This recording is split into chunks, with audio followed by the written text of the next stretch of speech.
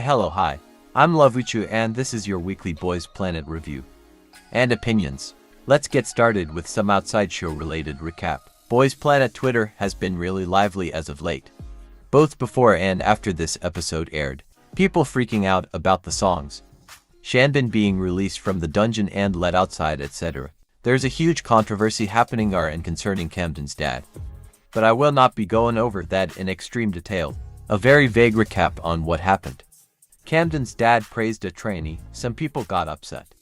But this also led the dad to go on multiple weird rants on other trainees, mostly negative, as well as reveal information about Camden himself and their relationship, personal life info. Truthfully, what started the controversy at first isn't really relevant anymore because it's evolved into something completely separate from that and much bigger than that as well. Regardless, it's best to let the situation die. Mostly has already. I started this script a while ago, so thank God. I hope Camden is okay and isn't distressed or freaked out by this. Make sure to show Camden all your love. Next, a controversy that started emerging today actually revolves around LipJ, a mentor. People's concern has been growing due to LipJ's comments on certain trainees, specifically Yeonjun. I personally agree with these concerns. She's been acting weirder and weirder each episode towards Yeonjun, and it's starting to give me the ick. At first she seems really cool, but it started to be too much and she better catch herself now, before this grows into serious and damning allegations. Just in case some of you don't watch the episodes, LipJ has for a while been commenting things like "I'ma go crazy" and other stuff over Yeonjun's looks, who just turned 16. There is no problem in complimenting someone's looks, regardless of their age. But it being constant and in this way is just weird at some point. Like, please ma'am, take 2 steps to the back up. Lastly, another major point of discussion are the ranks revealed. Here they are.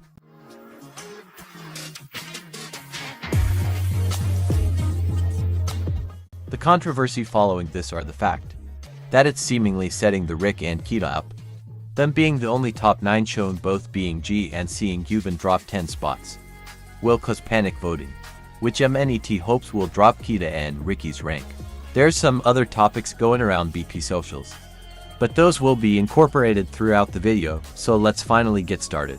The episode starts with some snippets of drama happening to the teams. It then cuts to a flashback to the second elimination, with the trainees saying goodbye, and then again to Guard team.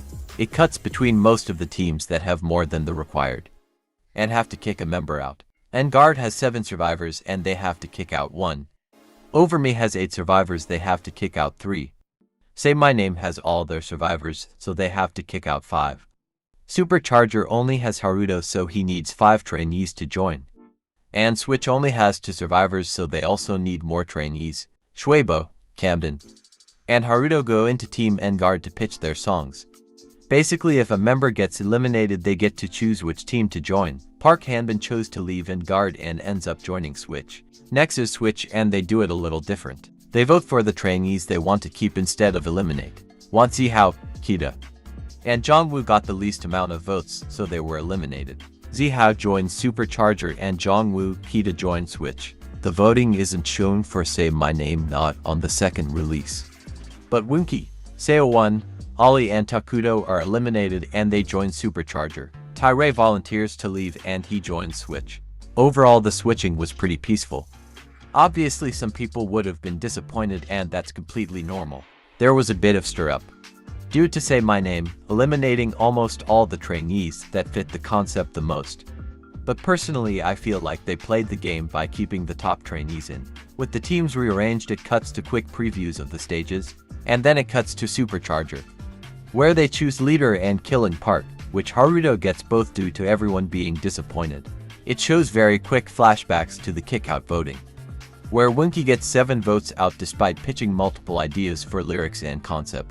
All the new additions, other than Zihao, struggle since they haven't really done a concept like this before. Takudo, however, struggles the most. He's a slow learner and had trouble keeping up. Even though the positions were distributed with no problem, everyone is worried. Since they only have 3 days, Takudo has been talked about a lot and will get into my opinions when I start reviewing the performance itself. For now, the episode switched to Say My Name, who's suddenly all quiet. It then shows Matthew being upset, and then leaving the practice room crying. Then the weirded line of events happened cause it reverses too. When they were picking parts, for the most part it went smoothly. Yeonjun got killing part, and more importantly Matthew got sub vocal 1. However, the day after, once practice starts, Jiwoong and Hanbin notice Yeon fits Sun vocal 1 better, and Matthew fits vocal 2 better. They try telling Matthew gently, but Matthew is obviously upset and confused, asking if this was a hidden camera prank. This editing made it seem like Matthew was overreacting and overly sensitive when he had all the right to be upset. Of course, Jiwoong and Hanbin are not the villain. Either they suggested what would be better for the team, and most fans aren't mad at them either. Instead, people are mad at how the editing made it seem like Matthew's feelings were invalid and that he was hard to work with.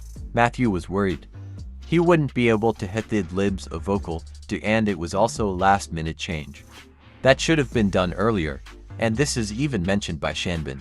This whole thing reminded me a lot of Kai Bing's evil editing from GP999. They were both editing to be seen as unworkable and emotional, even though they acted out due to circumstances. I would have responded the exact same way if I were in their position. Switch, and guard, and Overm's part distribution goes by fine. Hanbin, Gunwook, and Jeonho get the killing part. Switch struggles a bit with choreo, and guard pulls a prank on Gunwook, and some part tests happen in Overme. We cut to the live stage with Key as the new Star Master, but then we quickly cut to filler. Quick summary of it is the boys play games, and then it cuts to a special performance where it's revealed their family are the star creators visiting. The filler ends with heartfelt letters written by their family. This is one of my fav fillers. However, it was placed in the wrong episode. This episode is the worst edited and paced out of any of the episodes. It constantly cuts from team to team, from practice to filler. The Switch supercharged prank is repeated like multiple times. Most of the episode is taken up by previews and snippets of the performances, instead of the actual full performance. Spoiler, only 2 performances are shown, evil editing, etc. The editing is also overall just sloppy and makes scenes more confusing than they should be. Anyways, with the filler done, we finally cut back to the live stage. Supercharger is the first to be shown, and their practice montage wasn't too great. All of the members struggles a lot due to having no time to practice. Their mentor evaluations don't go too well either. Despite the team's morale being down, Haruto really pulled through. He was able to motivate and teach the trainees. Luckily, the final performance was pretty good. Haruto obviously performed the best, and the rest of the team did pretty good as well. But God did Woonki surprise me. He's an incredible performer, and he was able to do that in just 3 days and in a concept that isn't his strong suit. Like, wow. Okay, let's talk about Takudo. Personally, I always liked him. He had one of my fav demo stages, and he's a cute kid, but I can't keep giving him passes. On my last video, people commented almost daily on how they were disappointed he passed, and I wanted to give him the benefit of the doubt. I was hoping this would be the mission he shined, but sadly, it wasn't enough. Again, Takudo is still really young, and he's really good for his age. Plus, being a slow learner is in no way a bad trait, but in shows like this, where you're required to be talented off the bat and seeing talented trainees be eliminated, I understand why most people are upset, and I kind of am also. Even so, this performance was still enjoyable, and the stage design was even better because it was incredible. Haruto received the most live stage votes with 852 points, beating Jeonho and becoming the current most live stage votes trainee.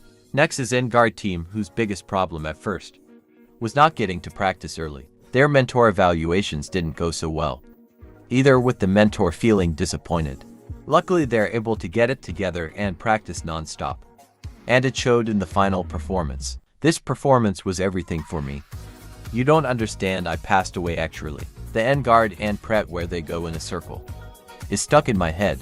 Gyuvin got the most live stage votes with 748 points. The episode ends, but cutting back to Say My Name's practice. Matthew is still frustrated since he wanted to sing vocal 1, due to it being mostly English. Again, I feel like the team could have approached it better, but at the same time they had good reason to request a change. Anyways, that was all in this episode. What was your fav performance of this episode?